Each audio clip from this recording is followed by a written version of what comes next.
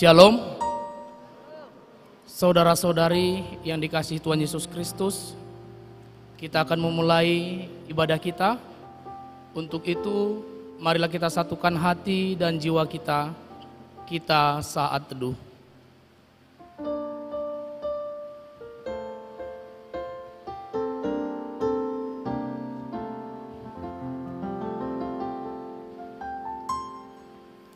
Amin.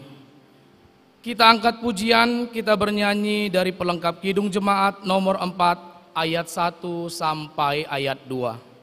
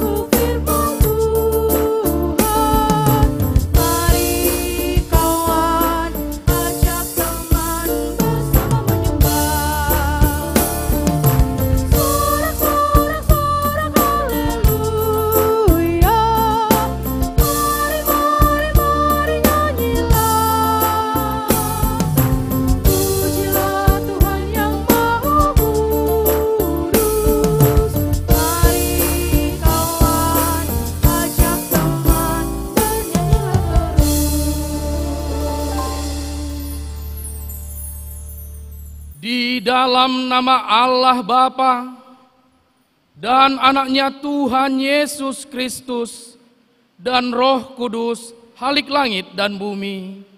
Amin. Dengan Allah akan kita lakukan perbuatan-perbuatan gagah perkasa. Bangunlah hai jiwaku, bangunlah hai gambus dan kecapi. Aku mau membangunkan fajar. Aku mau bersyukur kepadamu di antara bangsa-bangsa.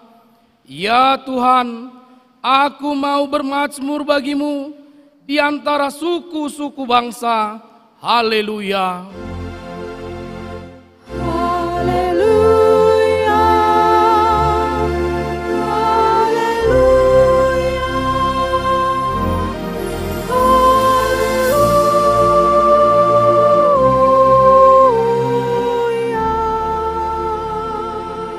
Berdoa. Ya Tuhan Allah yang Maha Pengasih, kami mengucap syukur kepadamu karena Engkau telah memanggil kami kepada pengharapan akan hidup yang kekal.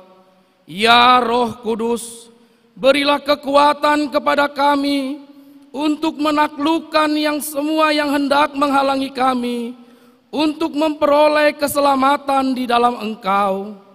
Ya Tuhan Yesus, teguhkanlah iman, pengharapan dan kesabaran kami, agar kami menang sampai pada akhirnya dan menerima mahkota kehidupan dari-Mu. Amin. Kita angkat pujian, kita bernyanyi dari Kidung Jemaat nomor 410 ayat 1 dan ayat 3.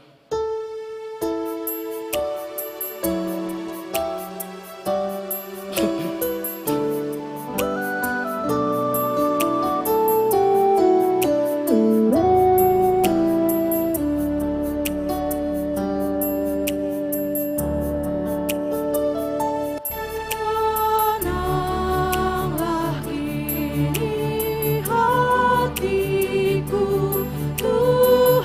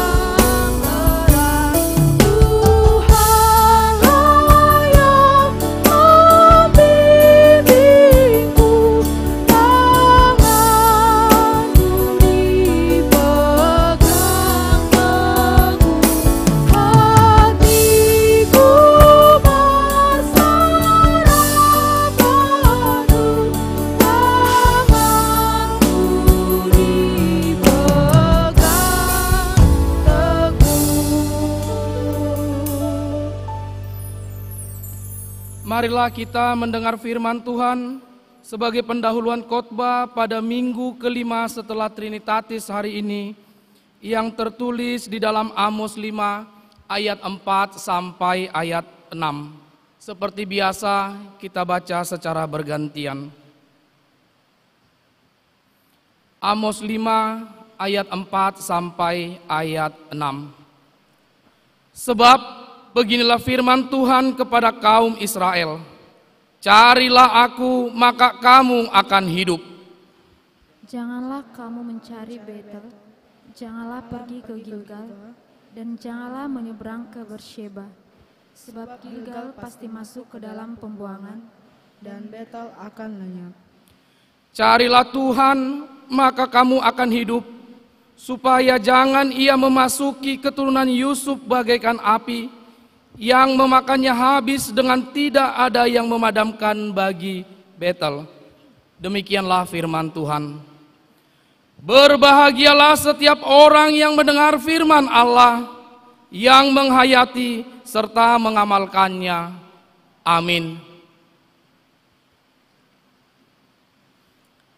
Kita angkat pujian, kita bernyanyi dari Kidung Jemaat nomor 460 ayat 1 sampai ayat 2.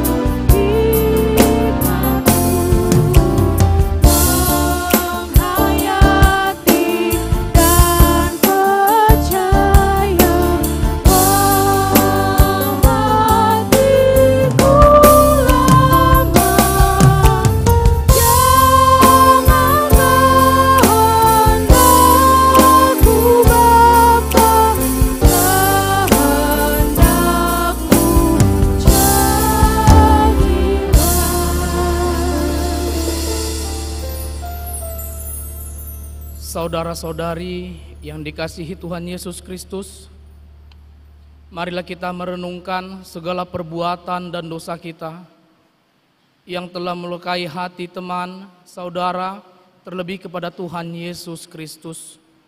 Untuk itu, dengan kerendahan hati, marilah kita mengaku dosa kita di hadapan Tuhan. Kita berdoa.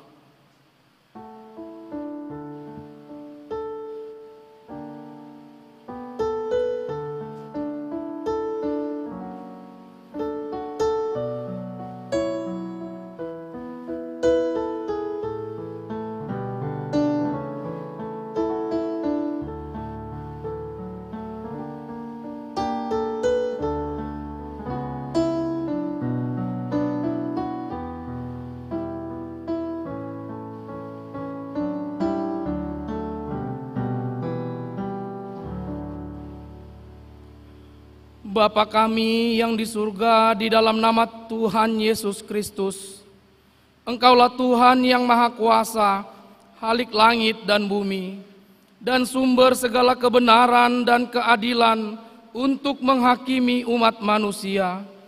Kami datang bersembah sujud di hadapan-Mu untuk menyesali dosa dan pelanggaran kami terhadap hukum-Mu.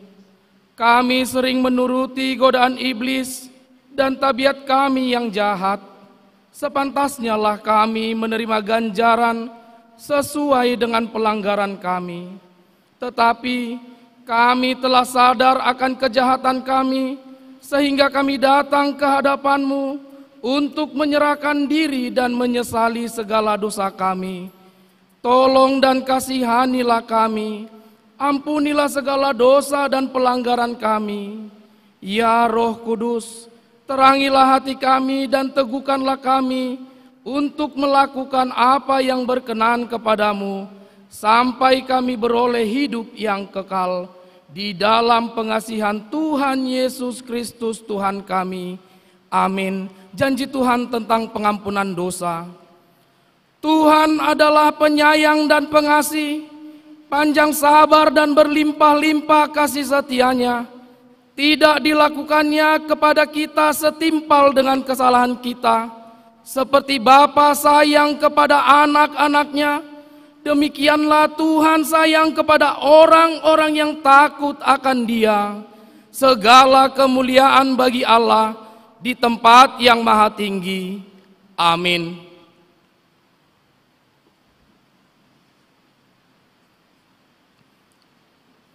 Kita angkat pujian, kita bernyanyi dari Kidung Jemaat nomor 383 ayat 1 sampai ayat 2.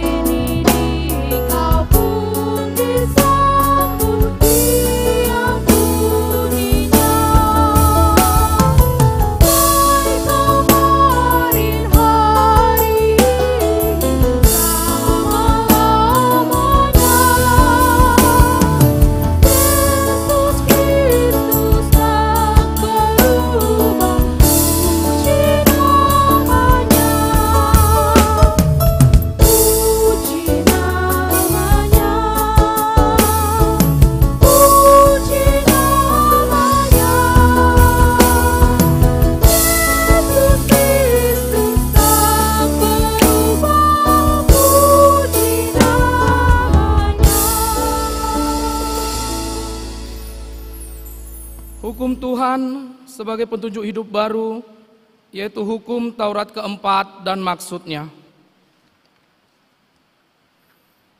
Hukum Taurat keempat, Ingat dan kuduskanlah hari Sabat.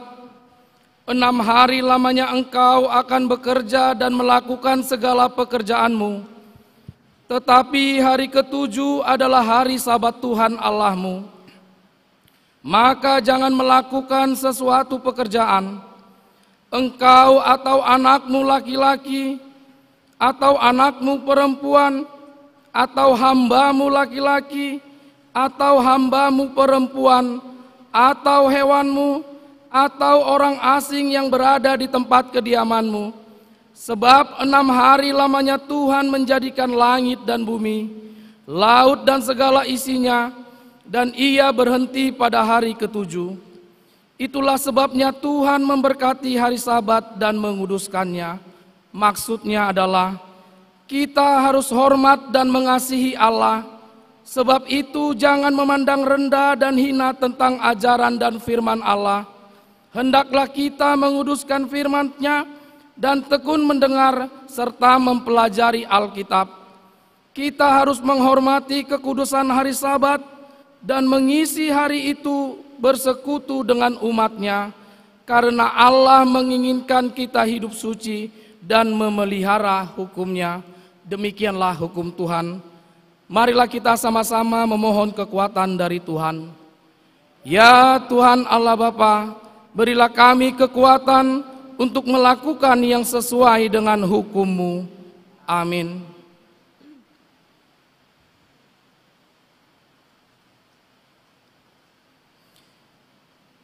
Kita angkat pujian, kita bernyanyi dari pelengkap Kidung Jemaat nomor 127 ayat 2 sampai ayat 3.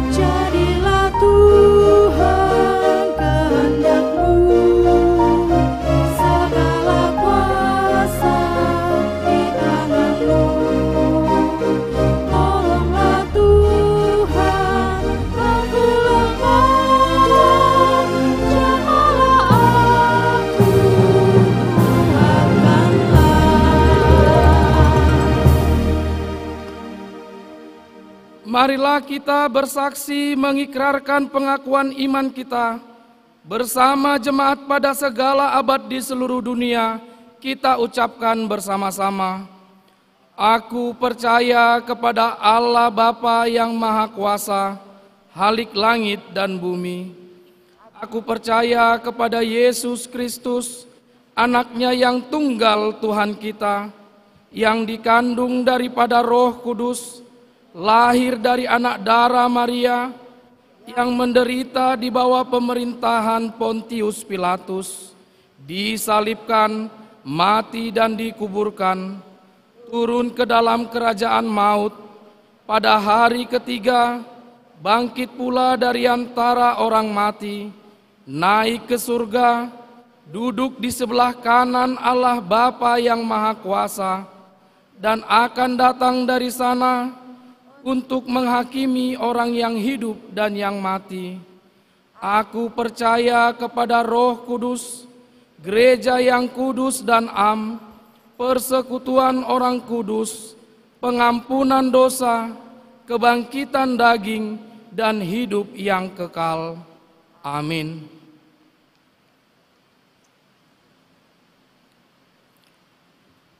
Untuk menyambut sabda Allah, kita bernyanyi dari Kidung Jemaat nomor 426 ayat 1, 2, dan ayat 4. Dan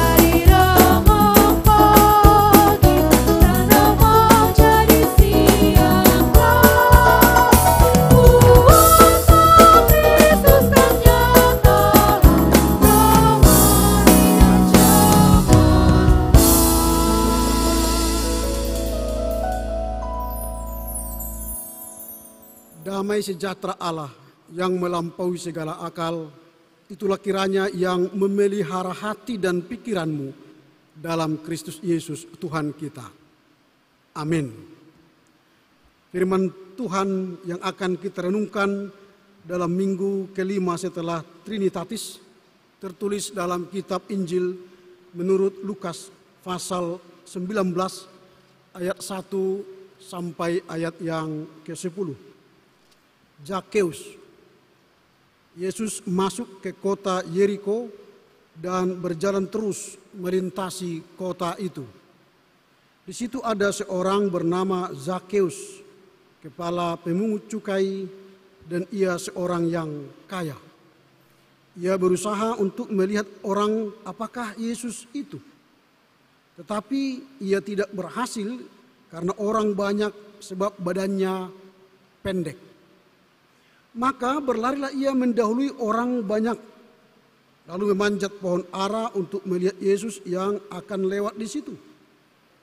Ketika Yesus sampai ke tempat itu, ia melihat ke atas dan berkata, "Zakeus, segeralah turun, sebab hari ini aku harus menumpang di rumahmu."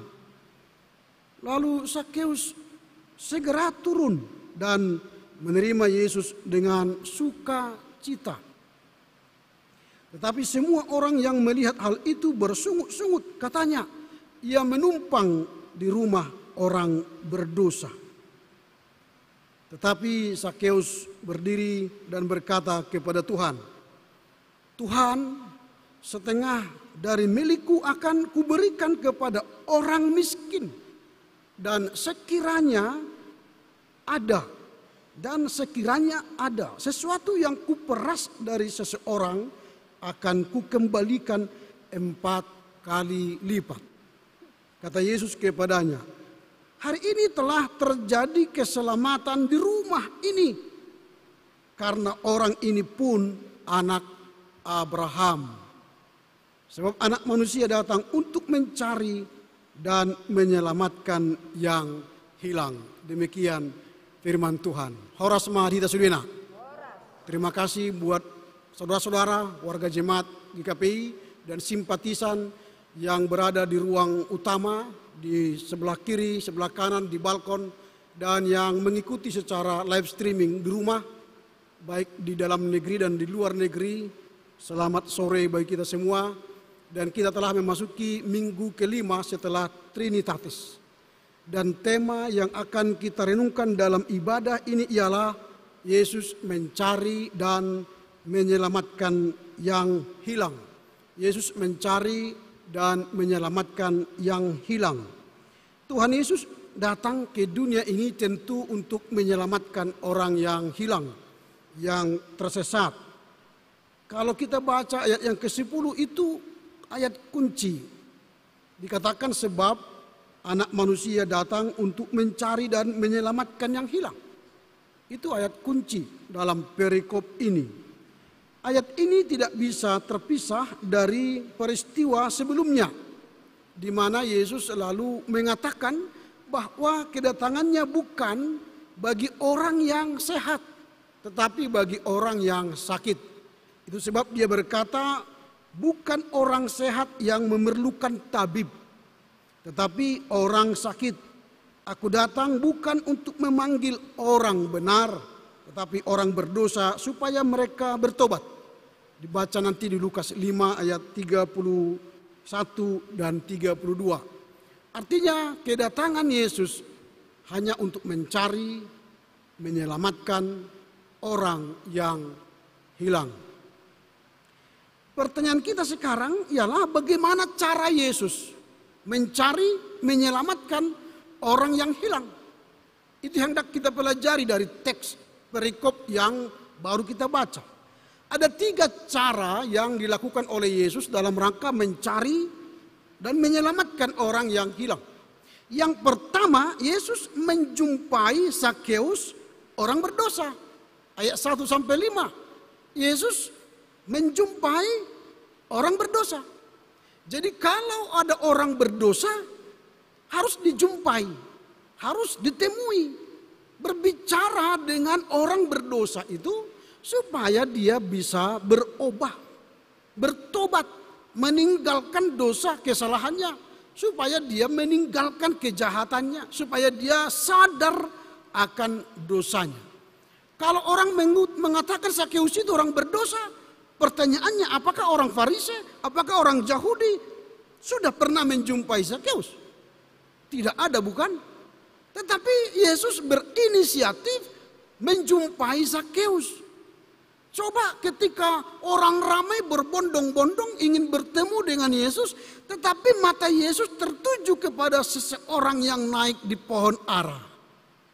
Lalu dia berkata, "Hai Zakeus, turunlah. Aku hendak ke rumahmu." Artinya Yesus menjamin dia hendak berjumpa dengan Zakeus, orang berdosa. Seorang pemungut cukai yang kaya raya, yang disegani orang, sekaligus tanda petik ditakuti orang. Karena dia adalah pemungut cukai.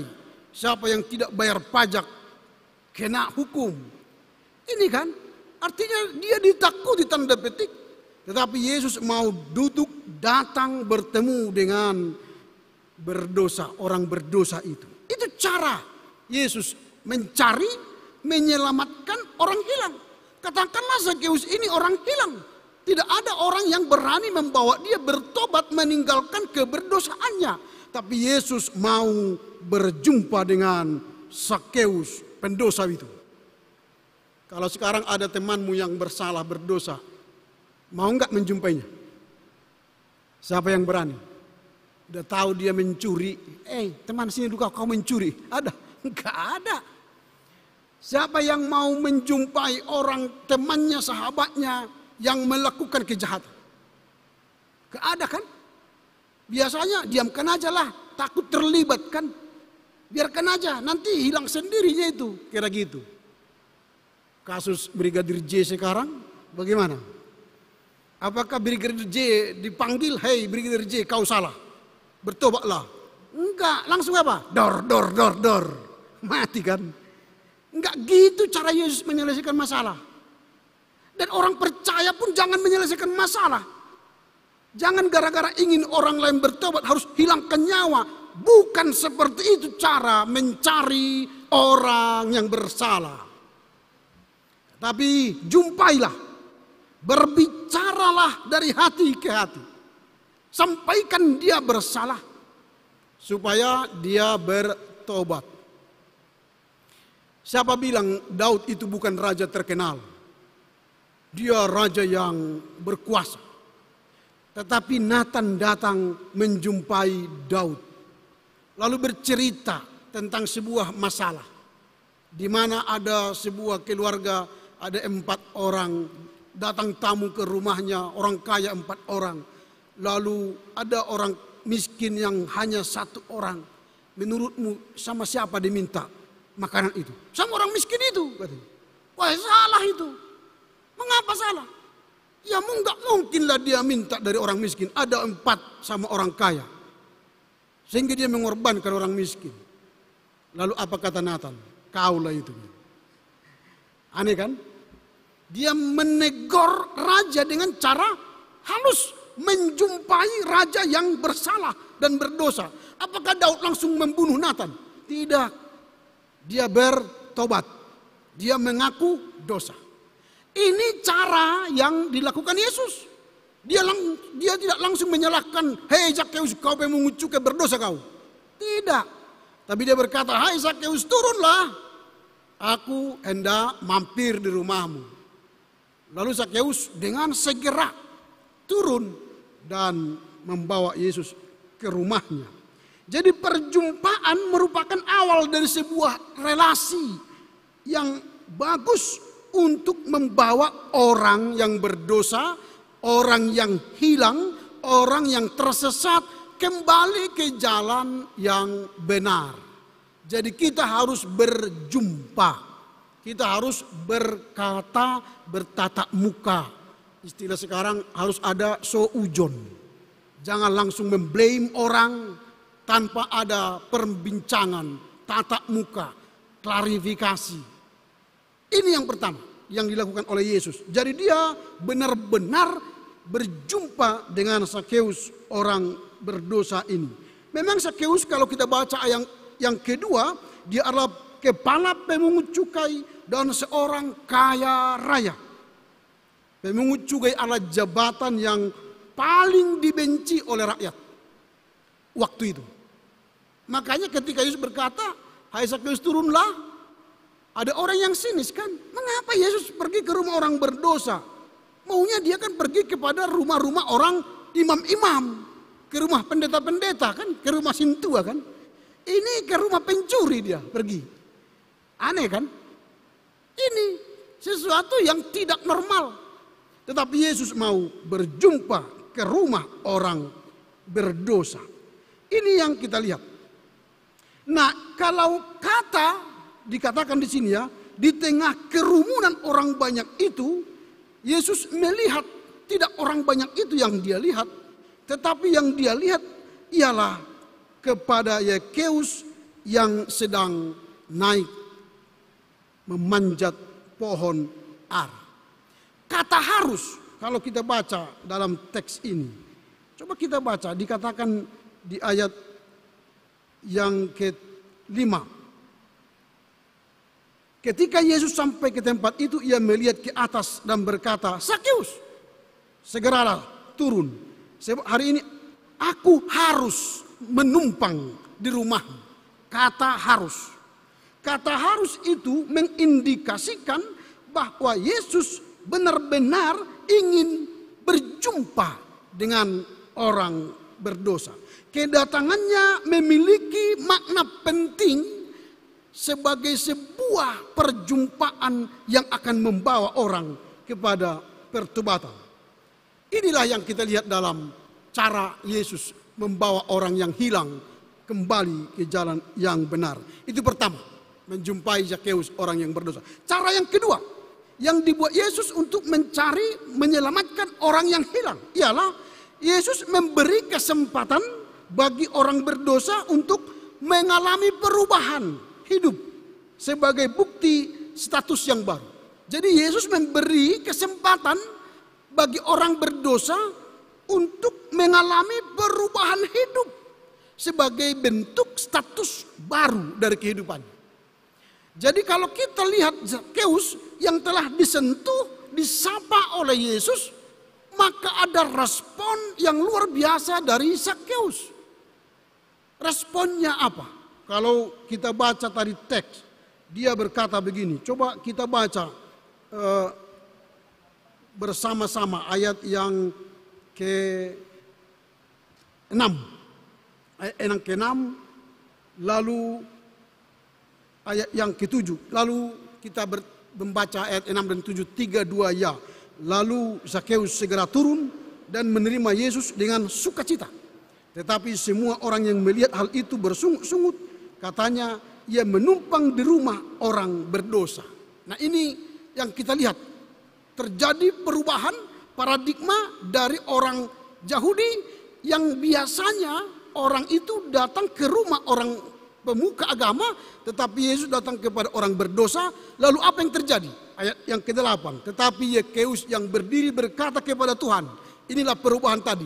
Yesus memberi kesempatan kepada orang berdosa untuk menunjukkan perubahan hidupnya sebagai status yang baru.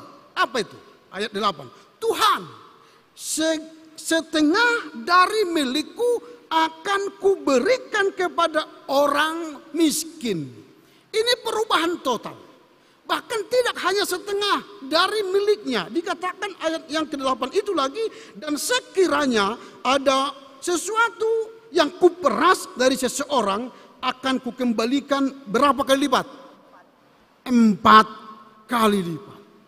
Di sini Yesus memberi kesempatan kepada orang berdosa menunjukkan perubahan hidup.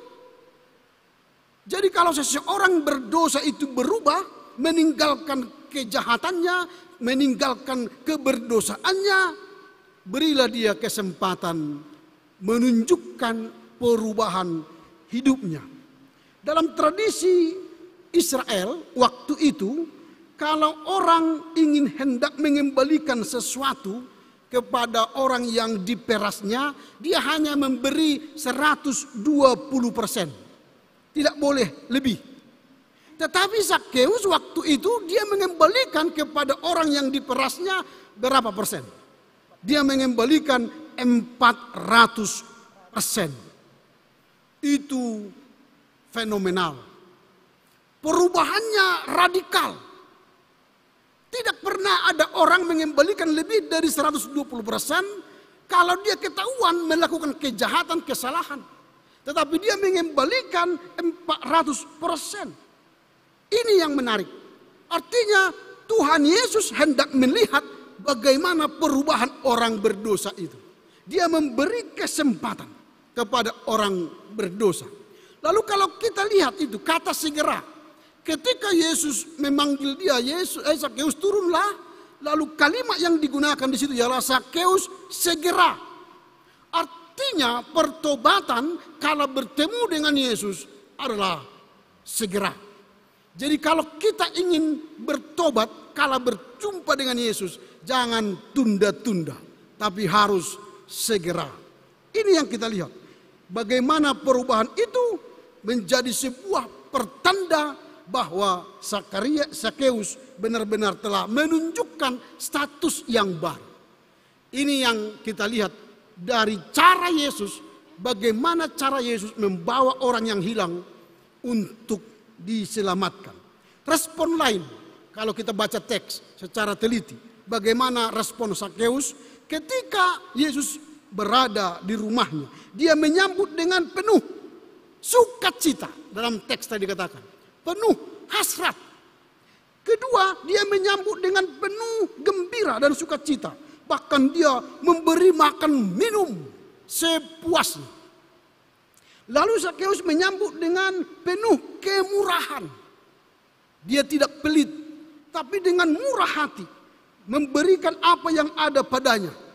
Bahkan berjanji tadi saya katakan mengembalikan 4 kali lipat kepada orang jika ada yang dia peras. Bahkan dia menyambut dengan sikap hati yang tidak lagi diperbudak oleh uang. Baginya sekarang uang tidak punya nilai. Tetapi ketika bertemu dengan Yesus itu jauh lebih berharga daripada uang. Inilah yang Yesus berikan kesempatan kepada orang berdosa merubah kehidupannya dari status yang lama menjadi status yang baru. Itu cara kedua. Bagaimana cara Yesus mencari orang yang hilang dan menyelamatkannya. Yang kedua, memberi kesempatan kepada orang berdosa merubah kehidupannya dan menunjukkan statusnya yang baru. Itu yang kedua. Yang ketiga, yang terakhir, Yesus mendeklarasikan keselamatan bagi orang berdosa. Yesus mendeklarasikan keselamatan bagi orang berdosa. Kita baca ayat yang ke-9 dan 10. 3, 2, ya. Kata Yesus kepadanya, hari ini telah terjadi keselamatan kepada rumah ini.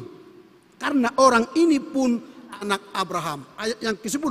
Sebab anak manusia datang untuk mencari dan menyelamatkan yang hilang. Jadi yang ketiga, bagaimana cara Yesus menyelamatkan orang yang telah hilang, ialah yang ketiga, mendeklarasikan keselamatan. Dia berkata, hari ini. Jadi tatkala kita mengaku dosa, tatkala kita merubah kehidupan kita, maka Yesus yang mendeklarasikan keselamatan. Yesus berkata, hari ini keselamatan ada di rumah ini. Sebelumnya Zakheus tidak memperoleh keselamatan. Tetapi ketika Zakheus mengalami perubahan hidup, menunjukkan status baru dalam perubahan hidup yang terjadi, maka Yesus melihat hati Zakheus, maka Yesus mendeklarasikan keselamatan. Bahkan Yesus mengklaim Zakheus itu adalah keturunan Abraham. Karena hanya orang-orang yang disebut sebagai anak Abrahamlah berhak mendapat janji-janji Allah. Jadi jika kita ingin memperoleh janji Allah, pastikan dirimu adalah keturunan Abraham. Amin. Jadi siapa yang menjanjikan dirinya dan menyatakan dirinya adalah keturunan Abraham, maka dia adalah orang yang akan mendapat janji Tuhan. Ini yang ketiga cara Yesus. Dia mendeklarasikan kepada seluruh orang banyak. Dia berkata, Sakeus hari ini telah memperoleh keselamatan. Dia bukan lagi pemungut cukai. Dia bukan lagi orang berdosa. Tapi dia adalah orang berdosa yang telah diselamatkan. Orang berdosa yang diselamatkan. Ini yang kita lihat dari teks ini. Cara Yesus mencari, membawa orang yang berdosa, yang hilang untuk diselamatkan. Apa yang hendak kita renungkan dari teks ini? Dalam rangka merayakan minggu kelima setelah Trinitatis. Yang pertama, keselamatan adalah kasih karunia Allah. Keselamatan adalah kasih karunia Allah.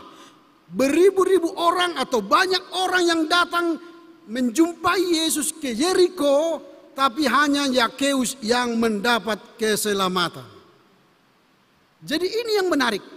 Sehingga kita pun yang hadir beribadah saat ini punya potensi diselamatkan.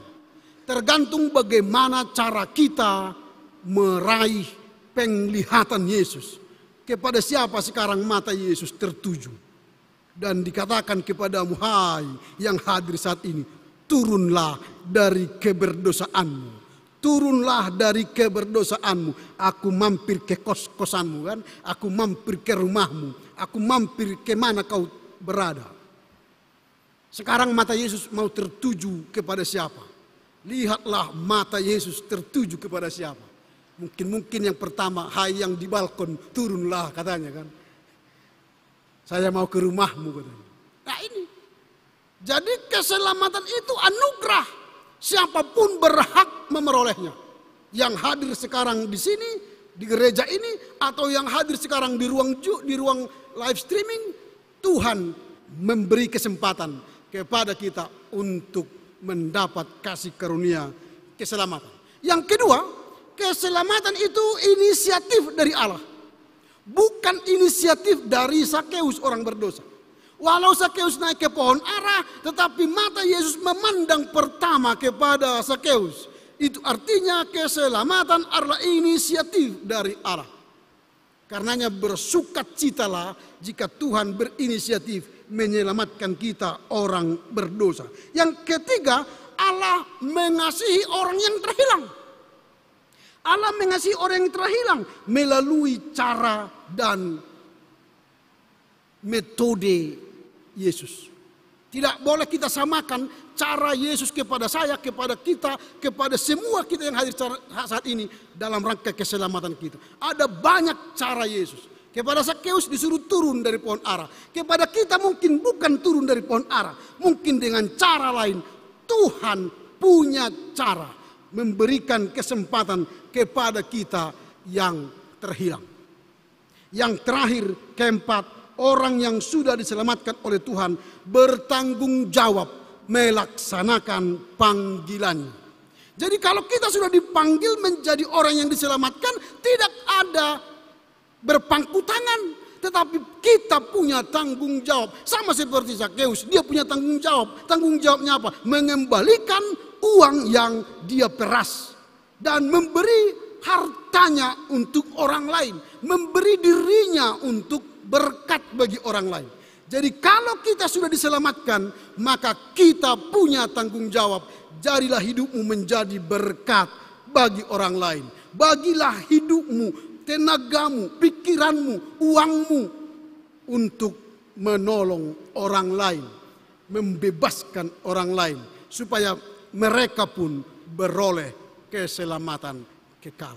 Karena itu pulanglah dengan damai sejahtera. Terimalah kekuatan bahwa kita yang diselamatkan ini adalah bertanggung jawab juga membawa orang-orang di luar sana yang belum meroleh keselamatan agar mereka memperoleh keselamatan kekal.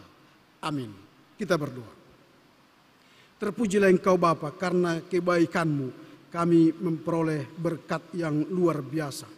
Tuhan telah memerintahkan supaya kami yang telah diselamatkan punya tanggung jawab memperoleh keselamatan karena anugerah, karena inisiatif Tuhan. Bahkan Tuhan memilihkan kami menjadi orang keturunan Abraham yang memperoleh keselamatan kekal itu. Karenanya kami pun bertanggung jawab untuk membawa orang di sekitar kami untuk diselamatkan. Bahkan hidup kami persembahkan untuk Tuhan, untuk bisa menjadi saluran berkat, bahkan menjadi alat Tuhan menyelamatkan orang-orang di sekitar kami. Terima kasih Bapa, hanya firman yang kami dengar memberi kami kekuatan untuk melakukan kehendak Tuhan, bahwa terkadang kami adalah orang yang hilang, orang yang perlu diselamatkan, dan Tuhan telah memberikan kami kesempatan untuk diselamatkan. Terpujilah Engkau Bapa, kini sepanjang masa di dalam Kristus Yesus. Amin. Mari kita sambut kebenaran firman Tuhan dengan bernyanyi dari Kidung Jemaat.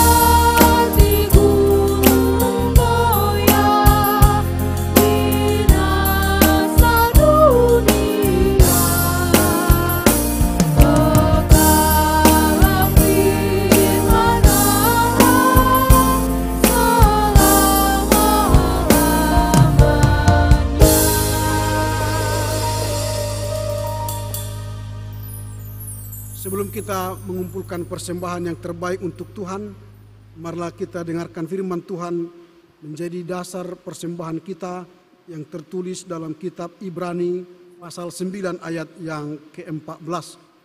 Betapa lebihnya darah Kristus yang oleh Roh yang kekal telah mempersembahkan dirinya sendiri kepada Allah sebagai persembahan yang tak bercacat, akan menyucikan hati nurani kita dari perbuatan-perbuatan yang sia-sia, supaya kita dapat beribadah kepada Allah yang hidup. Kita mengumpulkan persembahan.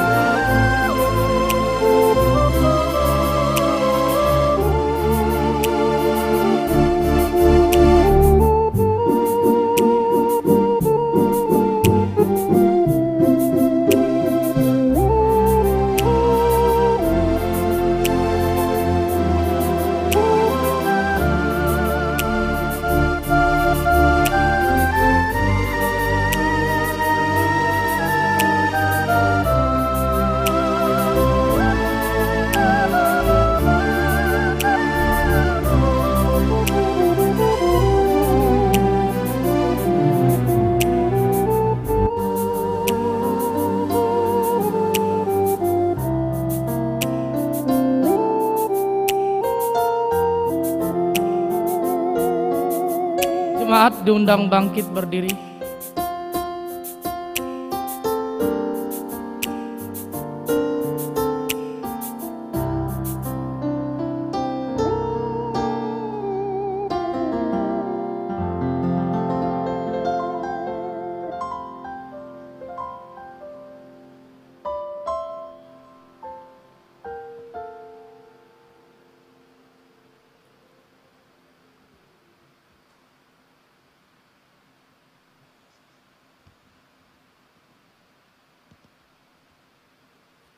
Marilah kita menyerahkan persembahan kita ke hadapan Tuhan melalui doa. Kita berdoa. Ya Allah Bapa kami yang di surga, kami mengaku dengan setulus hati, Engkaulah sumber segala berkat dan karunia. Di sini kami memberikan persembahan syukur kami kepadamu. Terimalah persembahan umat-Mu dan berkatilah menjadi alat kesaksian, persekutuan dan pelayanan jemaat-Mu ini. Jadikanlah hidup kami persembahan yang berkenan kepadamu, dan pakailah hidup kami untuk turut menghadirkan tanda-tanda kerajaan-Mu di seluruh dunia ini. Kasih, keadilan, dan damai sejahtera, sukacita. Bukalah hati kami oleh Roh Kudus-Mu, agar kami senantiasa mengucapkan syukur kepadamu di dalam nama Yesus Kristus Tuhan kami. Amin. Mari bersyukur semua atas kebajikan Tuhan, kasih perjanjiannya sungguh nyata selamanya.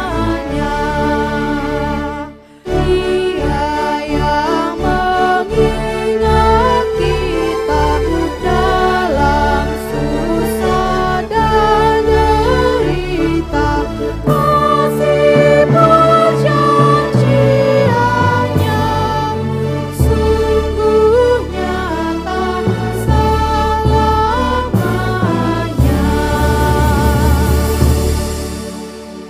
Bapa kami yang di surga, dikuduskanlah nama-Mu.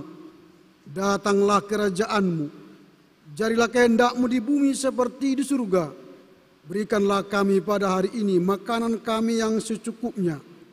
Dan ampunilah kami akan kesalahan kami, seperti kami juga mengampuni orang yang bersalah kepada kami. Dan janganlah membawa kami ke dalam pencobaan, tetapi lepaskanlah kami daripada yang jahat.